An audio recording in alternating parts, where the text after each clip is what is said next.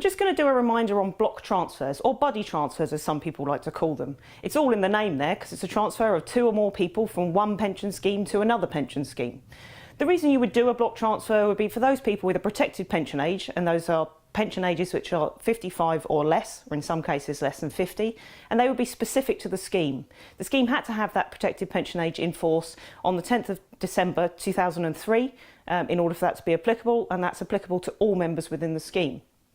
The other thing you would do, and the more common thing we see, are for those with pre-A day scheme-specific tax-free cash.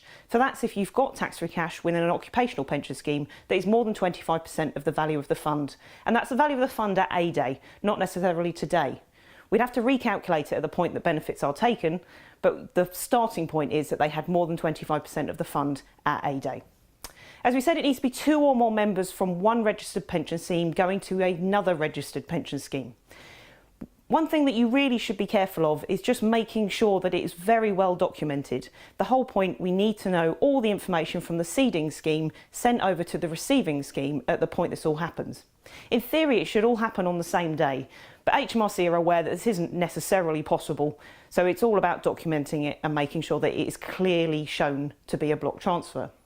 One thing that's come to light recently is the fact that many of the larger schemes out there, or many of the larger providers out there, use a single pension scheme but with multiple products.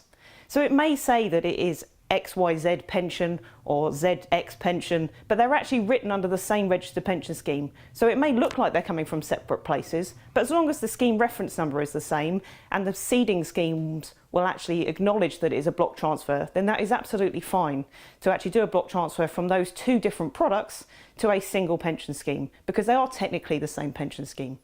The one thing that often gets forgotten when we're talking about block transfers is that the receiving scheme cannot have been in force for more than 12 months. So you need to make sure that generally a new scheme is established for the members at the point that they do this transfer. So it's a very good way to protect benefits that were available pre-A day, but being able to access post-A day and post-pension freedoms options within new schemes. Thank you.